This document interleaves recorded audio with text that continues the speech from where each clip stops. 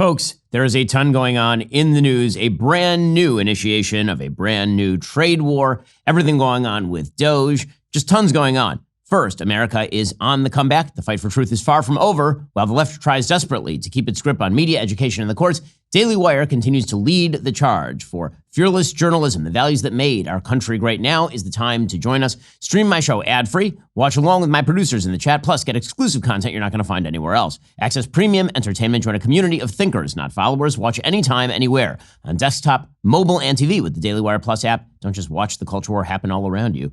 Be part of the movement. Subscribe right now at dailywire.com/subscribe. Alrighty, so Republicans have some warning signs.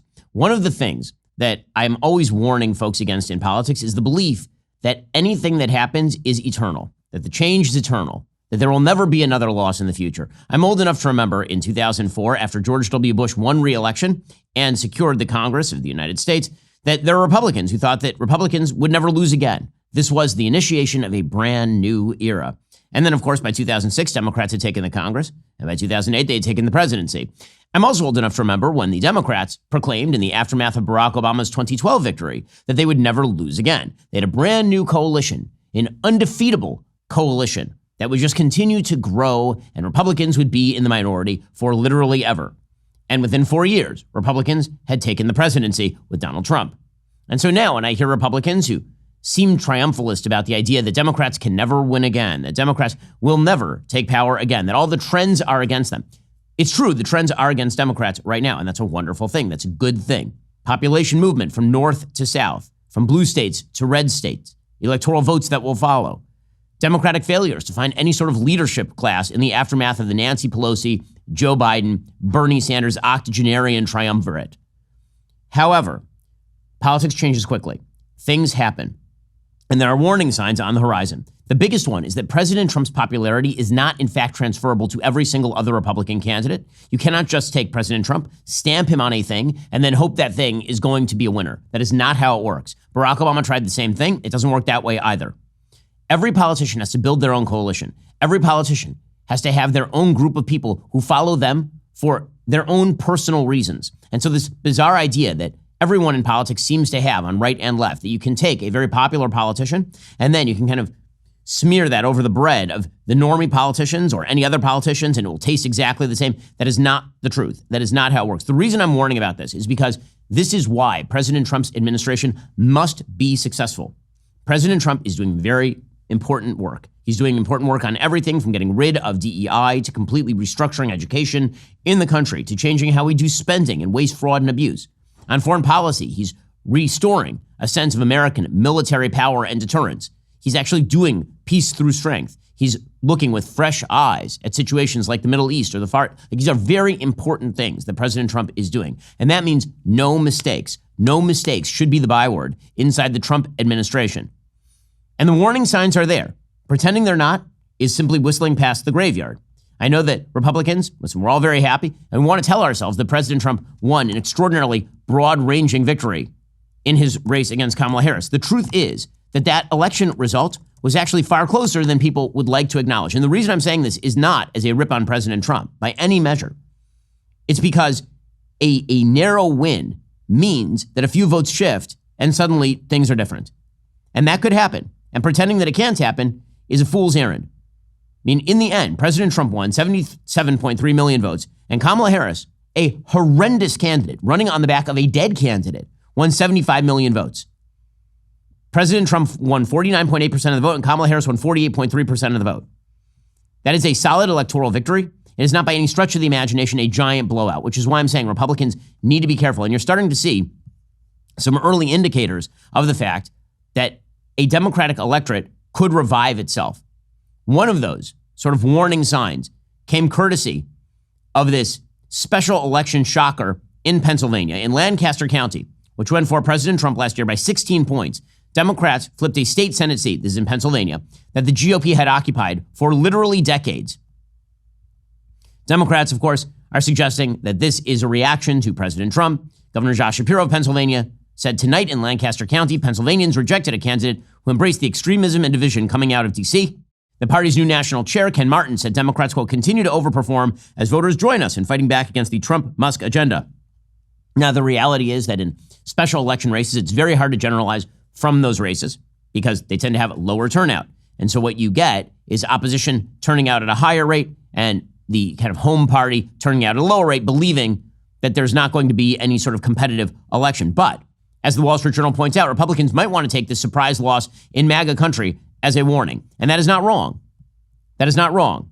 That's also true because yesterday, Elise Stefanik, President Trump's excellent nominee for the UN ambassador post, her nomination was withdrawn by President Trump. Not because he doesn't like Elise Stefanik, he thinks that she's terrific. The reason he is doing that is because the margin in the Congress of the United States is simply too narrow. President Trump had made a bunch of moves to take representatives from particular districts and put them in his cabinet. That includes the National Security Advisor, Mike Waltz. That was going to include Elise Stefanik. There were 3 or 4 different Congress people who'd been pulled into the administration, leaving their districts open for an election. And President Trump is basically signaling here that the House of Representatives is on a knife's edge, and you can't pull good Congress people from their districts to serve in other aspects of the executive branch for fear that you might lose the district. Speaker Johnson put out a statement saying he would immediately invite Elise Stefanik to return to the leadership table immediately. Quote, it's well known Republicans have a razor-thin House majority. Elise's agreement to withdraw her nomination will allow us to keep one of the toughest, most resolute members of our conference in place to help drive forward President Trump's America First policies. And again, this is being openly acknowledged. Senate Majority Leader John Thune, he said that Stefanik's withdrawal was just a result of the political realities they're grappling with in the House right now. Every vote counts.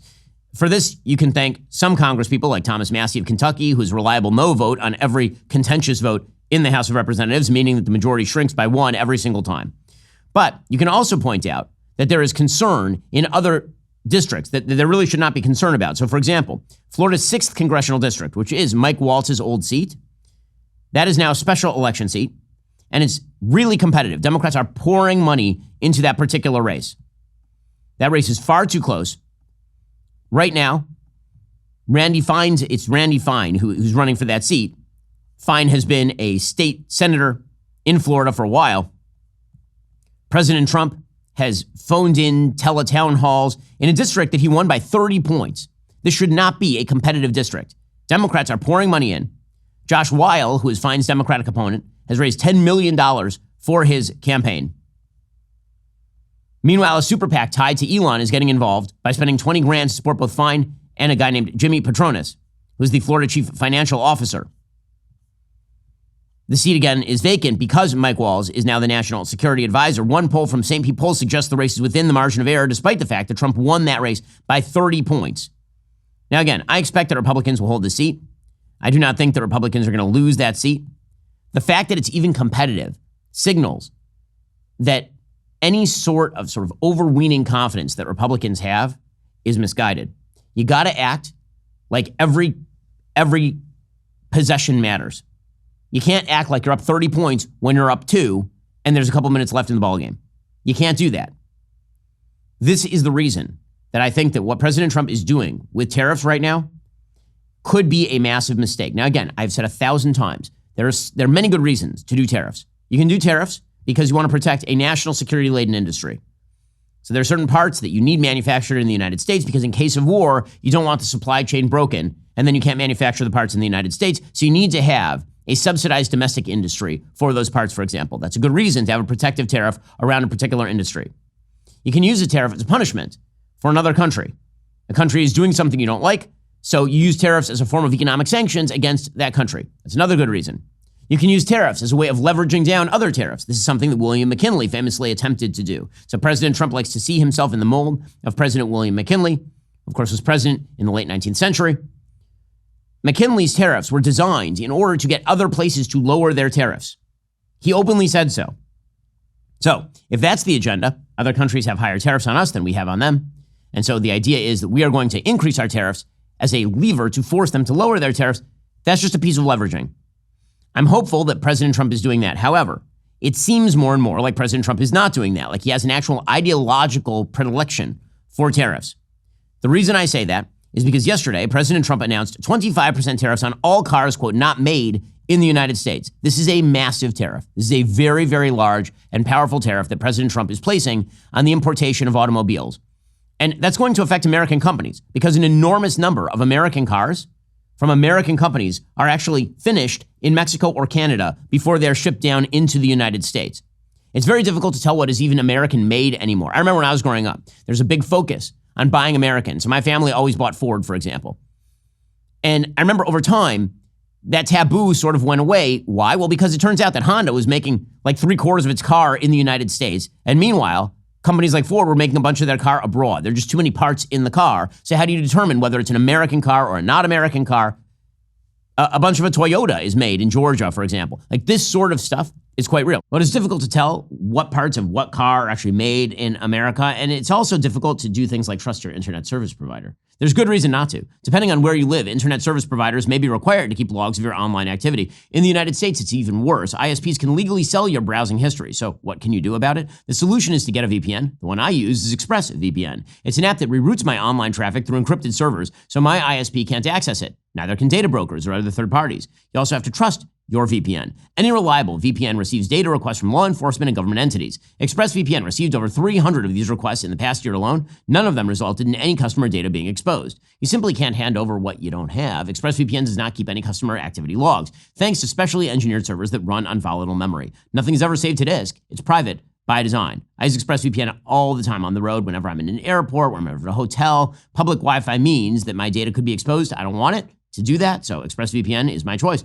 It works on all your devices, phones, laptops, tablets. It's really easy to use. Tap one button and you're now connected. So if you want the VPN I trust to protect my online privacy, get ExpressVPN. In fact, you can get 4 extra months of ExpressVPN for free with my special link. Go to expressvpn.com/Ben. That's expressvpn.com/Ben. Get 4 extra months for free. Also, news breaks all the time. Having the flexibility to manage my time effectively is not a luxury. It's essential for delivering the news people need to hear, which is why I appreciate tools that let me handle business tasks on my own schedule, not somebody else's. Take Stamps.com. It's revolutionized how you and your business can handle all mailing and shipping needs. Whether you're sending out important documents, promotional materials, or packages, you can do it all right from your computer or phone any time of day or night. No lines, no traffic, absolutely no waiting. Plus, if you sell products online, Stamps.com seamlessly connects with every major marketplace and shopping cart. Here's what makes it even better. Stamps.com's Rate Advisor takes all the guesswork out of the shipping costs. It automatically calculates the best shipping rates and shows you options you're not going to find anywhere else, including up to 88% off USPS and UPS services.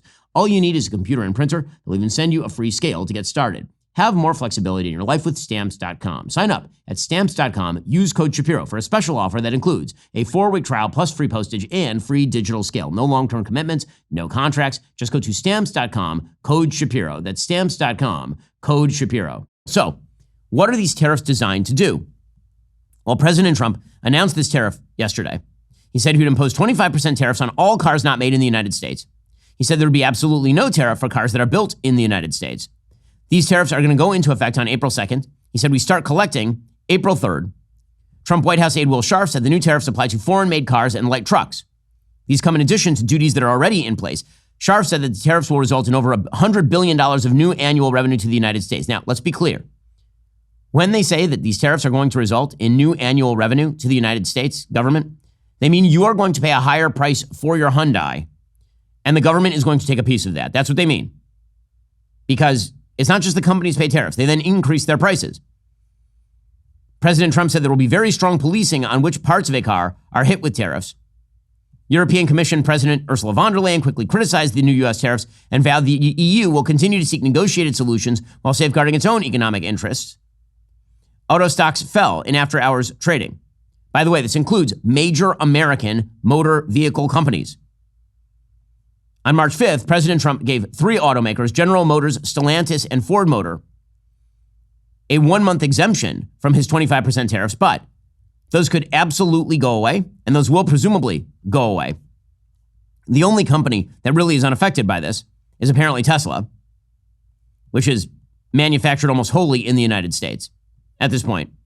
The 2 companies, in fact, that are assembled most in the United States are Rivian, which is an electric car company that makes vehicles that are, in my opinion, too expensive, and Tesla, which again is a great car company, but Tesla and Rivian represent a very small segment of the American car market. Most people who are buying a car in the United States are not buying a Rivian or buying a Tesla. For Ford, only 78% of Fords are assembled in the United States. So that means that 22% of all Ford vehicles are going to get hit with a 25% tax. Honda, 64% are assembled in the United States. As I said, foreign-owned car companies are still very often assembled in the United States, or parts are manufactured in the United States, which is why this is also confusing. Honda is 64% assembled in the United States. Stellantis is an American company, 57%. Subaru, 56%. Nissan, 53%. GM, an American car company, like a classic, 52%. Toyota, 48%. BMW, 48%. Mercedes, 43%. Mazda, 19%. Volvo, hardest hit. Okay, the problems with this are that when it comes to your price, when you're buying a new vehicle, it is going to go up. Period, end of story. It will. That is what tariffs are designed to do. They are designed to make foreign imports more expensive. And that allows more room for domestic manufacturers to increase their own prices. About 45% of all U.S. sold vehicles are imported, with the largest percentage coming from Mexico and Canada.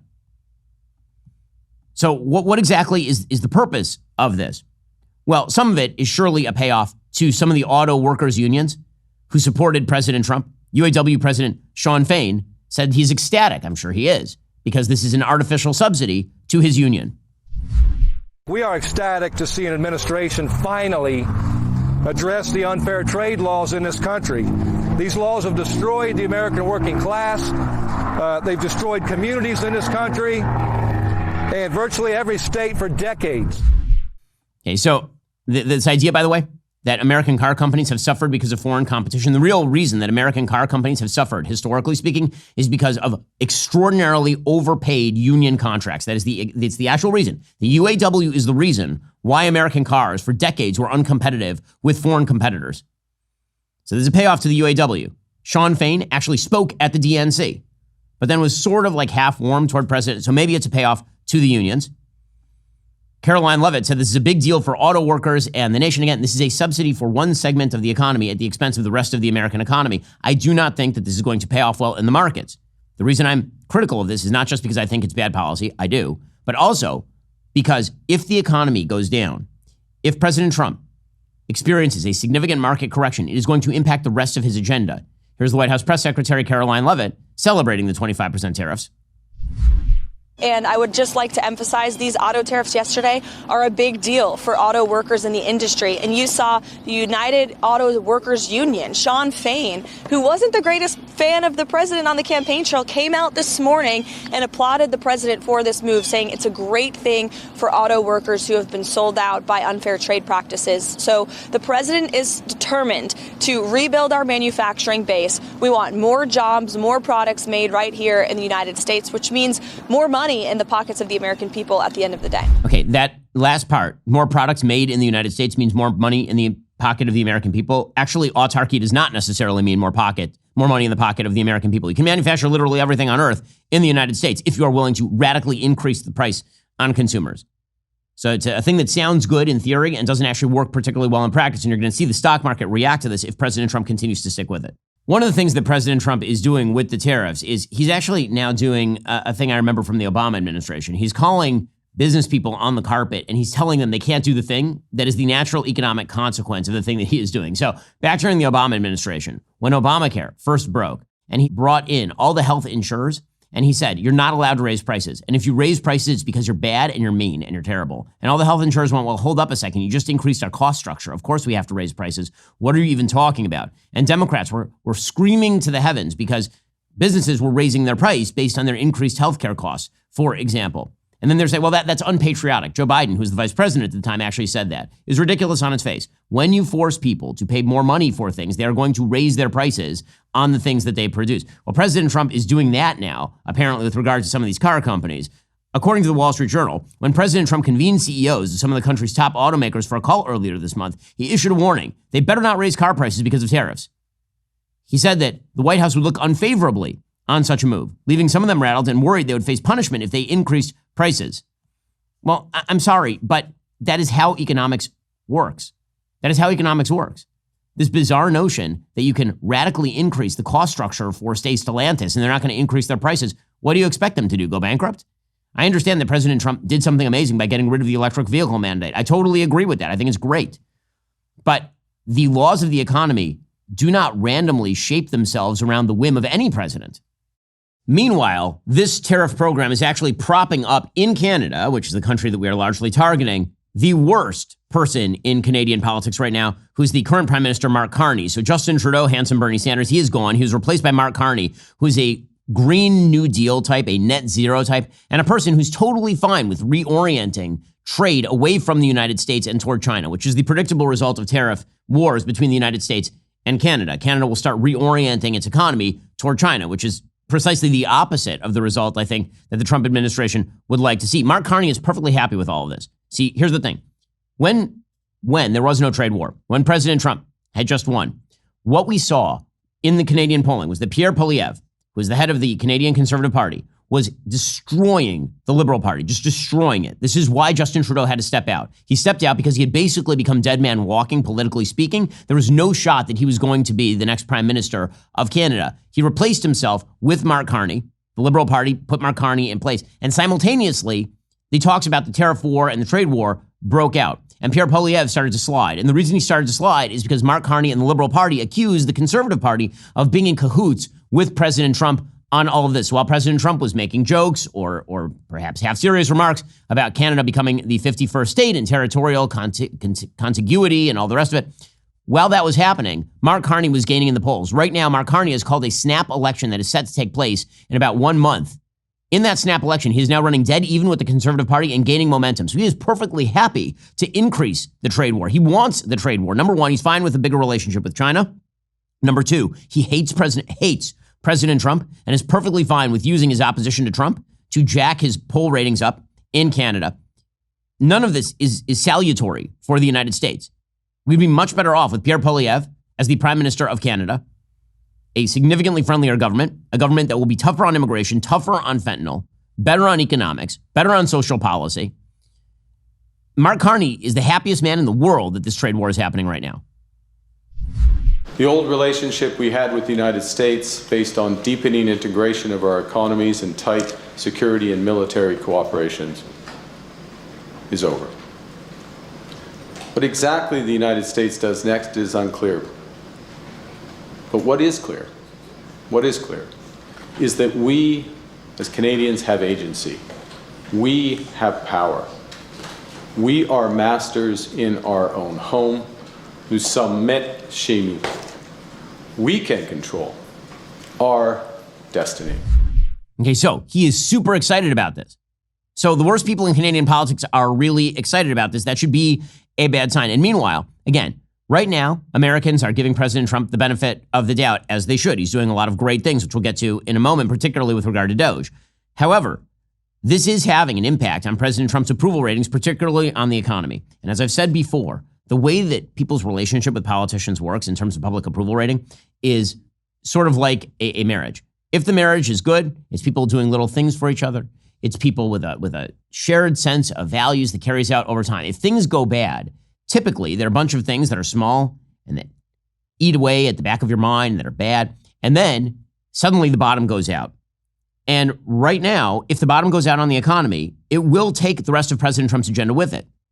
CNN's Harry Enton was analyzing the polls with regard to the economy, and they are not where they should be for President Trump.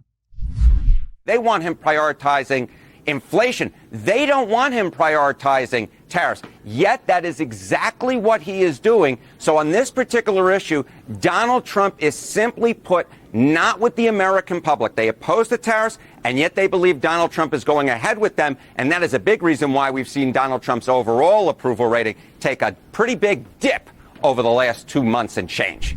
Okay, so again, President Trump is still riding pretty high, but all of that is predicated on no serious economic downturn. And there's no reason for this because the rest of Trump's agenda is highly popular with the American people. So yesterday, there was a fantastic interview on Fox News between Bret Baier and the DOGE team. It was really tremendous.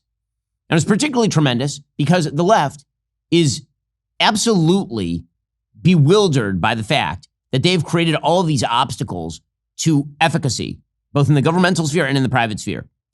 On that note, yesterday, Ezra Klein, who has a brand new book out called Abundance with Derek Thompson of The Atlantic, he went on Jon Stewart's show. Here is Jon Stewart with Ezra Klein explaining all the steps that you need to go through in order to achieve a grant or a contract under Build Back Better. This clip is cut down. Okay, this isn't remotely the actual full process. We have to issue the notice of funding opportunity within 180 days. That's step 1. Step 2 is states who want to participate must submit a letter of intent. Step 3, they can request up to $5 million in planning grants. Just planning. Just planning. Step 4, the requests are reviewed, approved, and awarded by the NTIA. 3 years later, all 56 applicants had passed through at least step 5. States must submit a 5-year action plan. Then the FCC must publish the broadband data maps before NTIA allocates funds. So then the NTIA, step 7, has to use the FCC maps to make allocation decisions. It's hard even to talk about this, man. Step 8 is states must submit an initial proposal. What the did they apply for? Step 9, NTIA must review and approve each state's, again, initial proposal. Oh my God. Step 10, states must publish their own map and allow internal challenges to their own map. This is the Biden administration's process for its own bill. They wanted this to happen. This is how liberal government works now. This is a bill passed by Democrats with a regulatory structure written by Democratic administration. Okay. Right. Step 11. The NTIA must review and improve the challenge results and the final map. Step 12, states must run a competitive sub-granting process. Oh my God. At step 12, after all this has been done. Step 13, states must submit a final proposal. This all the proposals weren't enough to NTIA. So we've gone in the last couple of steps from 56 had gone to this point to 3 of 56. Step 14, the NTIA must review and approve the state's final proposal. And that is 3 of the 56 jurisdictions and states are there. In summary, states are nearly at the finish line. And it says to stop their progress now, or worse, to make them go backwards, would be a stick in the spokes of the most promising broadband deployment plans we have ever seen. End scene. I'm speechless. Why are you shocked? Why are you speechless? You built it. This is the thing you wanted. You wanted a government that was so large and intrusive and also ridden with bureaucratic corruption. This is what you wanted. Please name all of the steps you wish were removed from that process and who would be damaged from them. Please. Well, here's the thing. That's exactly what Elon's team is trying to do. They're trying to go through these regulatory structures, through these spending structures. You want to know why that's popular? The reason it's popular is because of all the things Ezra Klein just said. It's hilarious to watch some of these people discover conservatism in real time. Oh, you mean the giant bureaucratic snafu that you have created that spends $7 trillion a year is bad at things and takes too much money and time? That's unbelievable. By the way, this is the reason why Democrats are constantly attempting to declare wars on things, because once they've declared a war on poverty or a war on housing shortages, then they can cut out all of the steps and simply ram down what they want to do, which is the thing they really wish they could do. But it turns out that in a democratic polity, there are a lot of people who have their piece of the game and they want to know what's going on.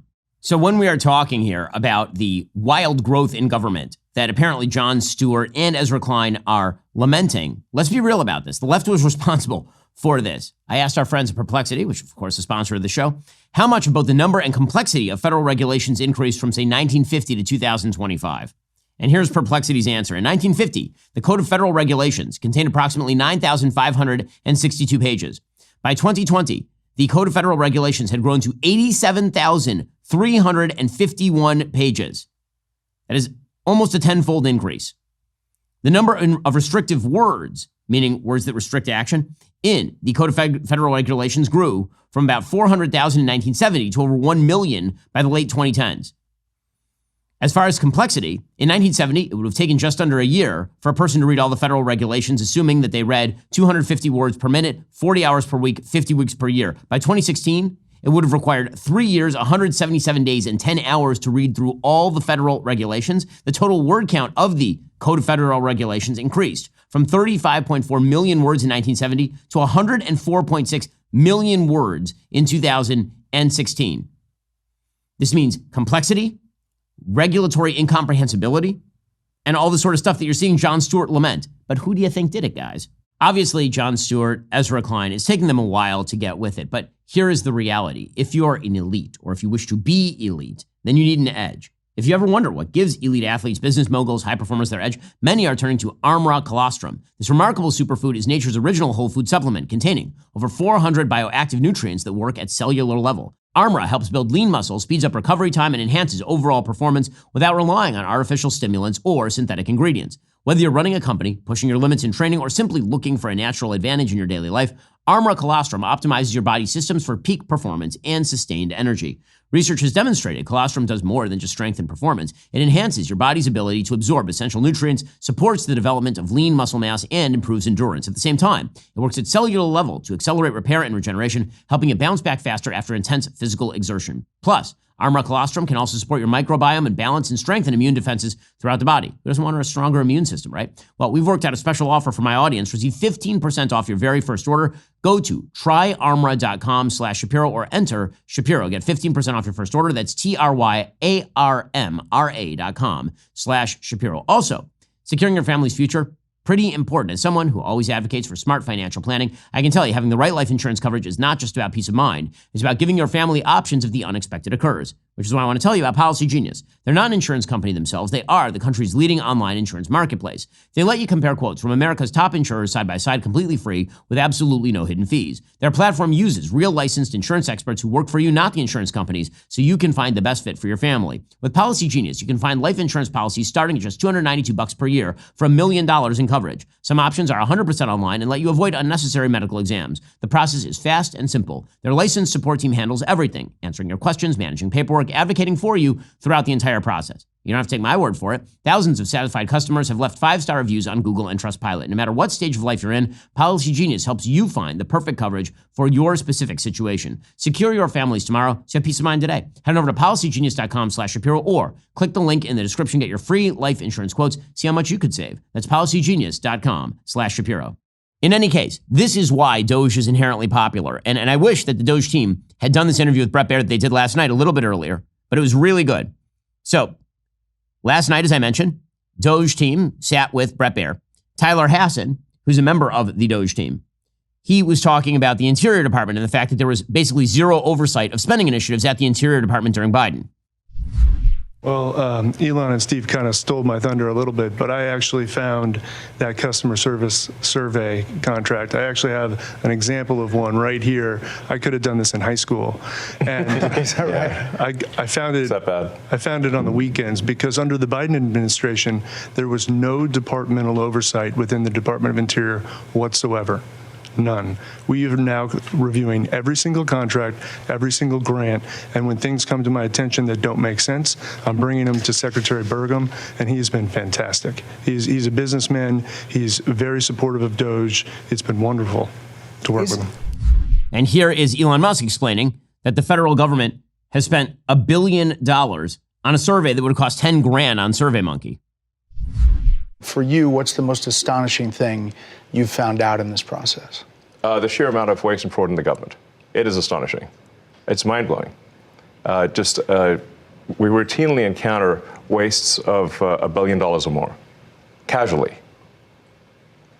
For example, like the simple survey that was literally 10-question survey that you could do with SurveyMonkey, cost about $10,000. The government was being charged almost $1 billion for that.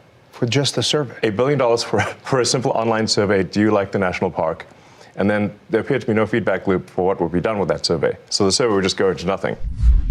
Okay, again, all of this is stuff that when Americans see it, they resonate to it. Musk was joined by the Airbnb co-founder Joe Gebbia, who's working with DOGE to digitize the government's antiquated retirement process. So you remember that crazy story a few weeks ago where it turns out that the government retirement process is run from like a salt mine. It's run from a cave with like actual physical files that have to go up and down an elevator. Here was Joe Gebbia talking about modernizing that. I bumped into Anthony and Elon probably back in February, and they told me something about a mine that was dealt with retirement, and they said they needed somebody to help out to fix retirement in the government.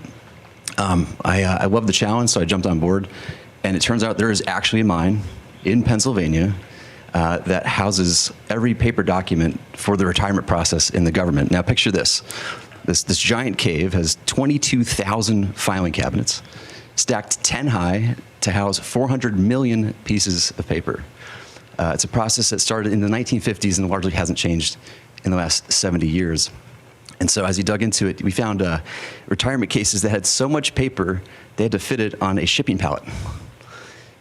So the process takes many months, and we're going to make it just many days. Will it be digitized, or how? Absolutely. So this will be an online digital process that will take just a few days at most. And I really think, it's an injustice to civil servants who are subjected to these processes that are older than the age of half the people watching your show tonight. So we really believe that the government can have an Apple Store-like experience, beautifully designed, great user experience, modern systems. Okay, now remember, these are the people you were told were going in with a chainsaw, and it was a bunch of 18-year-old kids named Big Balls who are actually just willy-nilly chopping people out of the government. Is that what it sounds like to you? Right there? This is the stuff I want the Trump administration focusing on, because when you see this interview, you think, this is great. This is fantastic. You know what I really don't want to be focused on? I really don't want to be focused on increases in car prices because we have to make a payoff to the UAW, or because there's a misbegotten notion that tariffs themselves are enriching to the United States. Again, if you want to argue that tariffs were necessary in 1870 when, we had no income tax, then sure, you can make that case. But if you think that the levels of international trade today are anything remotely like the levels of international trade in 1870, or that the world is remotely as competitive today as the world was in 1870, that there is an apples to oranges comparison, the tariff wars are unlikely to be easily won or to be wildly productive for the Trump administration. Now, the thing I know about President Trump more than anything else, I've said this before, is that President Trump knows what a bad headline looks like. If the Dow Jones Industrial Average tanks, what you're going to see is President Trump figure out a way to change course. I have faith he will do that. The problem, of course, is that uncertainty in markets is its own form of threat. Predictability in markets is what you're looking for. Again, as somebody who invests a lot of money, as somebody who knows many main investors, big investors, market makers, and all the rest, what they are looking for is a predictable understanding of what the economic environment looks like on a day-to-day level when they put their money in the markets. And if not, when they see uncertainty, they tend to withdraw their money and wait with their dry powder for the prices to go down. Okay, that is the thing that I think President Trump needs to watch out for. Again, I think that if things do go the wrong way, I think he's going to shift and he's going to move. And I'm hoping that what these tariffs really are about are, again, prying some sort of serious concession out of Canada on immigration or on fentanyl. Maybe that's a thing that can happen. What this administration and what the country cannot afford is a serious economic downturn, not just because of the economic damage, but because the reaction to an economic downturn will be to swivel into hard left economic progressivism that truly will cripple the American economy for a generation. I mean, these are very serious things that we are talking about in both the short, mid, and long term. Meanwhile, the fallout supposedly continues from Signalgate. That, of course, is the gigantic scandal in which a bunch of members of the Trump National Security Team accidentally included a journalist, Jeffrey Goldberg, the editor of The Atlantic, in their group chat. Democrats are seeking ahead on a pike. They, of course, would love to be able to say that President Trump surrendered to them and they got ahead and all the rest of this sort of stuff. Trump is very unlikely to grant them to them, as well he should be. It's very silly of him to fire a well-regarded and smart national security official because of a screw-up on who was included in a Signal chat. Seriously. That's what we are talking about right here. And as we've mentioned before, if the standard is mishandling of classified information on sort of just a raw level, then pretty much every major official of the last 20 years would be ridden out of town on a rail. I mean, that's the reality. That's not what this is about. Caroline Leavitt says President Trump's perspective on this is clear. Mike Waltz has taken responsibility. Pete Hegseth has done nothing wrong. He's fine. This, I think, is the right attitude. Well, we have never denied that this was a mistake, and the National Security Advisor took responsibility for that. And we have said we are making changes. We are looking into the matter to ensure it can never happen again. But of course, the president has put together a team. Look at the Secretary of Defense, Pete Hegseth, who was voted in by the United States Senate, putting our warfighters first, making the world a safer place for the American people and for all people. And we're going to stay focused on that. That, of course, I think is the right attitude. Democrats are trying to ride this thing to electoral victory. I don't think that's going to work. The House Minority Leader, Hakeem Jeffries, is suggesting that Pete Hegseth needs to be fired because Pete Hegseth shared all of these updates about what was going on in the strike on Yemen in the Signal chat, and Jeffrey Goldberg was in the chat. So somehow this is Pete Hegseth's fault. We're in the middle of a fight right now as it relates to Pete Hegseth. He needs to resign or be fired by Donald Trump. We've made that clear across the caucus. And Democrats, I think, showed fight in the Senate hearing on Tuesday and in the House hearing on Wednesday. So, again, good luck with this. I don't think that Americans deeply care about this. And again, that's what the polling data tends to show. So Americans say that they think that it's a problem, but when asked if they believe that something criminal happened, then the answer actually is overall no. So there's the YouGov poll, came out yesterday. Did Trump administration members break the law by sharing military plans with a journalist in an unclassified chat app? All U.S. adults, 48% say broke the law, which means 52% say not sure or did not break the law. So only a minority of Americans actually believe that somebody broke the law in this particular case. As far as whether Americans believe that this is a huge deal or not enough of a big deal, basically only 37% of Americans believe that the media are not making a big enough deal about it. 22% say making too big a deal.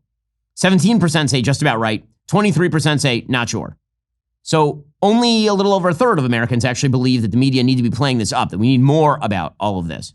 So bottom line, is any of this going to wear? I really do not think so. I think that this has already played itself out. And again, Democrats exaggerating the risk here is pretty ridiculous. They literally presided over the collapse of Afghanistan and didn't seem to have any problem with that at all. Senator Richard Blumenthal of Connecticut, he said, only by the grace of God were there no casualties. Well, I mean, it's not by the grace of God. They included an American journalist accidentally in the chat. It wasn't like they were going to include the leader of the Houthis. Only by good luck and the grace of a higher power are we not undertaking an after-action report on pilots downed and killed. Remember, the Houthis have highly sophisticated, lethal, Iran-supplied air defense missiles that can bring down the type of aircraft that were used. They had every reason to know when those planes would be over targets because they can calculate where they were coming from on aircraft carriers and how long it would take them to get there. So this information posed a clear and present danger to those pilots and other men and women in uniform. Yeah, except that we eviscerated the Houthis, which is something that Joe Biden really never did. Okay, meanwhile, Democrats continue to caterwaul over deportations of people who are sympathetic to terrorism who are here on student visas. So the Trump administration is going after people who violate their visa requirements basically by lying to get in. They say that they're not going to be activists on behalf of terrorism, and then they're activists on behalf of terrorism. For example, one of the people who has now been detained is a Tufts University PhD student whose name is Rumeysa Ozturk. According to CNN, which of course is biased against the Trump administration, they say that she was on her way to meet friends at an iftar dinner where they would break their Ramadan fast, but instead, she was arrested and physically restrained by immigration officers near her apartment. She's one of several foreign nationals affiliated with American universities to be arrested for purported activities related to terrorist organizations amid the Trump administration's immigration crackdown. A Department of Homeland Security spokesperson said that Ozturk engaged in activities in support of Hamas. Secretary of State Marco Rubio explained what the standards are for why your visa will be removed and you will be deported. If you go apply for a visa right now, anywhere in the world, let me just send this message out. If you apply for a visa to enter the United States and be a student, and you tell us that the reason why you're coming to the United States is not just because you want to write op-eds, but because you want to participate in movements that are involved in doing things like vandalizing universities, harassing students, taking over buildings, creating a ruckus, we're not going to give you a visa. If you lie to us and get a visa and then enter the United States and with that visa participate in that sort of activity, we're going to take away your visa. Okay, so this all makes perfect sense. With that said, the Trump administration should be trotting out the entire litany of things that these people do when their visas are removed. Because otherwise it is going to leave the impression that if you say the wrong thing, not if you're associated with terrorists or even if you stand for Hamas, but you just say the wrong thing in some way, that you will be deported. Now, again, I think that we don't have to take anybody in this country we don't want to take into this country. And so if you express support for a terrorist organization, you shouldn't have been granted a visa in the first place, which is the point that Rubio is making. But the administration should make very clear on what grounds they are doing this, because the sort of countervailing argument is that anybody who comes in at any time could have their visa revoked if they violate the sort of taboos set by any administration, Democrat or Republican. And so I think that it would behoove the Trump administration to be very, very clear about why each person they are detaining and deporting is being detained and deported, what kind of activity they were engaged in support of a terrorist group or a terrorist agenda, and all the like. Because otherwise there is going to be a justified free speech backlash that says, well, you're only detaining people because of the things that they are saying that really have nothing to do with terrorism. You just don't like their perspective. I don't think that's what the Trump administration is doing, by the way. I do think that they should be very clear about why they are doing what they are doing in each particular case. Otherwise, it just makes for easy headlines for people who oppose the Trump administration agenda. Okay, in the stupid news of the day, I do have to bring you the stupid news of the day. The UK is now finally cracking down on the thing that matters most, ninja swords. Not even kidding. According to Sky News, a law banning ninja swords is set to come into force by summer, after a relentless campaign by the family of a murdered teenager. So there was a 16-year-old who was stabbed to death tragically with ninja sword yards from his home in 2022. So there is a law, it is called Ronan's Law, not Ronin's Law, Ronan's Law, a series of anti-knife crime measures that make it illegal to possess, sell, make, or import ninja swords beginning August 1st. This led Keir Starmer, the ridiculous Prime Minister of Great Britain, to announce his magical ban, celebrating the magic of getting rid of ninja swords. So I assume this will just lead to a massive upsurge in nunchuck crime in Great Britain. Because it turns out that when people want to commit crimes, typically they are fully capable of committing crimes. Like our katanas banned. What do you do here?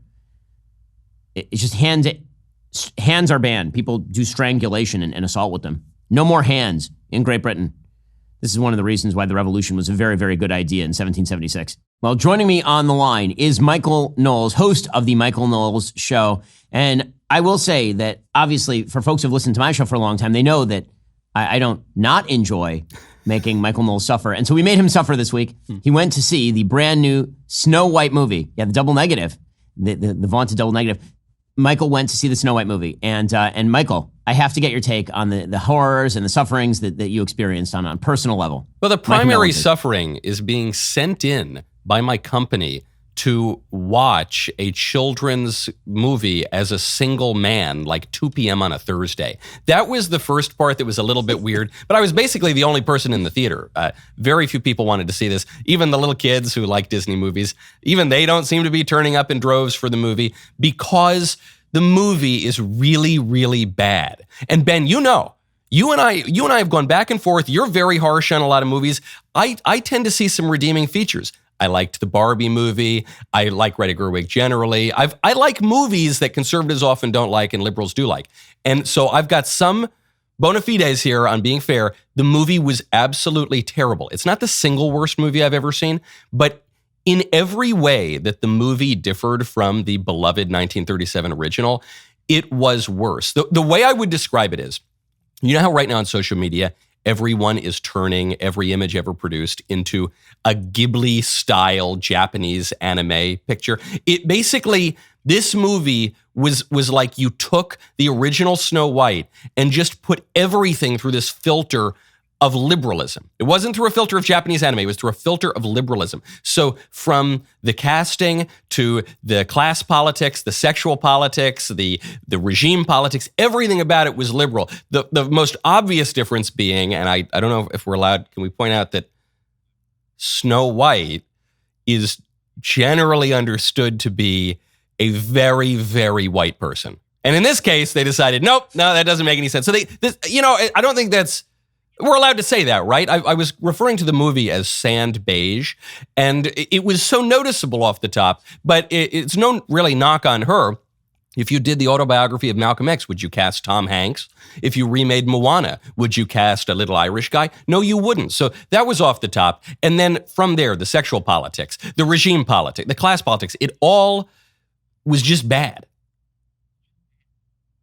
No, I mean, so I think to start with that first point, it is not racist to suggest that a character who is described in the original as skin white as snow, that is literally how the character is described in the original, that's a character description in the same way that, as you mentioned, in Moana, presumably the character is supposed to be Hawaiian in some way, and it would be bizarre to recast that. In Mulan, if you cast a white lady, like, this is very weird that Mulan is white, considering that we are now in, feudal China. This is sort of strange. And so this bizarre fixation with race shifting everything, but only in one direction by Disney, obviously is quite strange. That is the least of the concerns, though. I want to get to the sexual politics of it, because obviously this was a big thing for Rachel Zegler, the star of the film. It was a big thing for all the left-wingers who made the movie. We have this clip that I want to play for you of Rachel Zegler talking about the love story in Snow White and how it has changed. There was Rachel Zegler talking about this.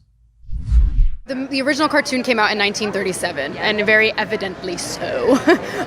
There's a big focus on her love story with a guy who literally stalks her. Yeah. Weird. Super weird. So we didn't do that this time. So no prince, or a different kind of prince? We have a different approach to what I'm sure a lot of people will assume is a love story, just because, like, we cast a guy in the movie. Right. Andrew Burnap, great dude. Yeah. It's one of those things that I think everyone's going to have their assumptions about what it's actually going to be, but it's really not about the love story at all, which is really, really wonderful. And whether or not she finds love along the way is anybody's guess until 2024. All of Andrew's scenes could get cut. Who knows? It's Hollywood, baby. Michael, your take. I'm sorry. She renders me almost speechless. She's right. There are spoiler alerts here if you intend to see the movie, which most likely 100% of your audience does not. They replace the prince with a common criminal. So there is a prince-like figure, but he's no longer a prince. He's a criminal. And I think this plays first into the class politics of the left, which hates even the very idea of aristocracy or nobility. Then on the sexual politics front, she's right. They clearly want to diminish the love story. I think after the backlash from those comments a year and a half ago, whenever they were, they did beef up the love story a little bit. But nevertheless, he plays an ancillary role. And you see this in the fuller scope of the sexual politics. One of the most annoying contrivances of Hollywood in the last 10 years is the notion that a woman can physically beat up a man. You saw it in Star Wars. You see it in practically every movie out of Hollywood. And they go for that. This little girl is physically beating up men with crossbows in armor. It's totally preposterous. Then the common criminal comes in. He does sort of win her heart. They team up together, and this leads you beyond the class politics, even to just the regime politics. In the original fairy tale, going back to the 19th century and then up through the 1937 movie, it's about a kingdom. She's a princess. Her father is a king. She's inheriting a kingdom. Here, they've kept the minimum amount of kingliness that you possibly can to maintain the story, but they've replaced all of those elements with lowercase d democratic elements. So the way that she wins over the kingdom is not by taking her rightful throne, it's by flattering the guards who are trying to kill her. It's basically by being a good retail politician. The fact that she can shake hands and kiss babies is how she does it. The way that she defeats the queen is not through some deus ex machina, as in the original movie, and it's not through any kind of orderly politics. It's by effectively leading an insurrection of the mob of people to go in and push her out. So, I know that this is reading a little deeply into a kid's movie, but obviously these choices were made for a reason. Every deviation from the original story was done for a reason. I guess what's so tedious about this movie is that every single deviation was in favor of liberalism, and a radical kind of liberalism at that. So it just takes a beloved movie and makes it much more boring and much less realistic. Kind of like Society on Liberalism. So obviously these changes were made deliberately. Rachel Lindsay, the host of some podcast or another, she was talking about this movie when it was first being made. She said it should never have been remade at all. They should have just dumped the story. The story is it's too dated. Here's Rachel Lindsay talking about this. Let's be honest.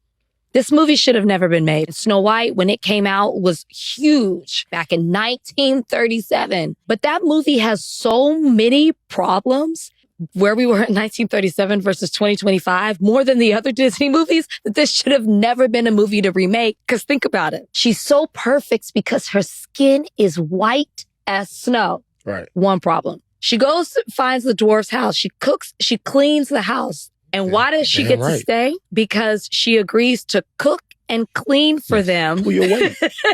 Pull your weight. For these 7 men. Yeah. Why couldn't she go mine with them? Why couldn't she go hi ho, hi ho? They didn't ask her to hi ho. They could have asked her to hi ho. Then beauty was the defining factor of a woman. Oh, that never happens, right? Obviously, the depiction of the dwarfs. Oh. She was this damsel in distress. She had to be rescued by a man in order to go on and live this beautiful, happy life. Only a man could save her. The movie is problematic.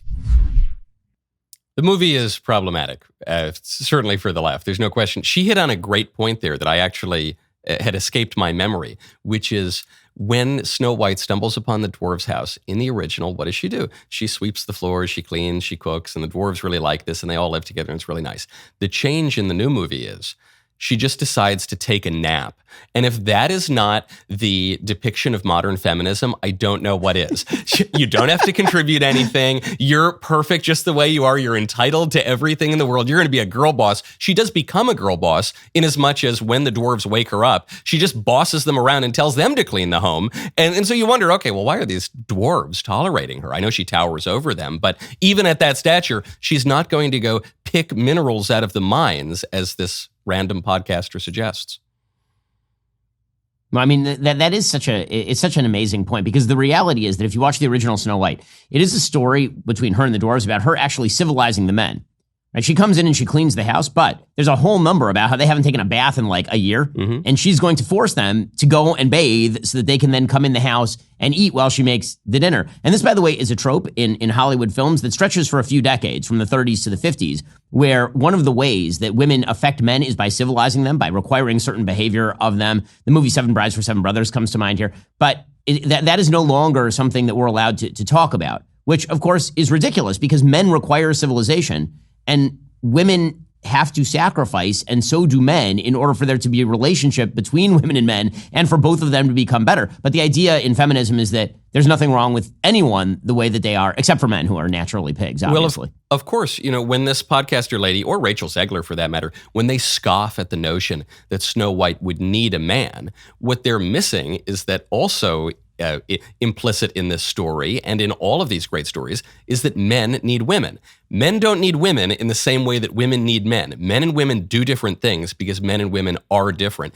But this is part of that leveling impulse of liberalism that you're seeing on the sexual front, the racial front, the regime front, the class front, is this notion that we're all basically just indiscernible individuals. There's no difference in physical strength between this criminal, this outlaw, and a damsel, who was raised in a castle. There's no difference, but frankly, in stature between the dwarves and the tall people. It's all just kind of the same.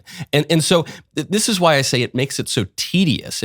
One, we know that it's not true, so when we watch these scenes, we just don't believe them. But two, it just takes away the spice of life. There was a time when we said, vive la différence. There was a time when the left at least pretended to believe that diversity is our strength. But here you have just this bland homogeneity where I can't tell the difference between a prince and a criminal and a dwarf and a Snow White princess. I mean, in the original, my grandmother saw the original in the theaters, obviously, and I remember she told us that when people watched it originally in 1937 in the theaters, it was an amazing experience because for most people, it was the first color movie. And so, first of all, there was the visual of it. But second of all, people had so connected emotionally with the character of Snow White that when she eats from the apple and she dies, people were literally weeping in the theater because they liked the character of Snow White so much. It seems like it's difficult to imagine a situation in which anyone was weeping in the theater as Rachel Zegler's character goes into a coma after eating an apple. There were actually raucous rounds of applause in the theater. Of course, I was the only person in the theater, so maybe that might explain it, but probably in other theaters around the country. Well, Michael Knowles, I appreciate you undertaking true sacrifice by going to the theater. It sounds like you're one of the only ones there, just like Rachel Zegler, as it turns out, and we part with this video of Rachel Zegler alone in a theater watching herself. Oh, no.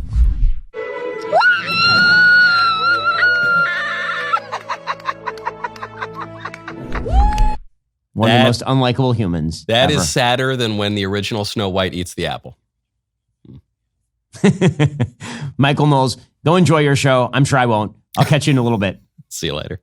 Alrighty, coming up, There is a brand new book, and it claims the Democrats actually had a plan to pull Joe Biden as early as 2023. We'll get to that, plus the mailbag in a moment. Remember, you can only watch my responses to your questions and even ask those questions when you become a member. Join Daily Wire Plus right now. If you're not a member, now's the time. When you become a member and use code Shapiro at checkout, you get 2 months free on all annual plans. Click that link in the description and join us.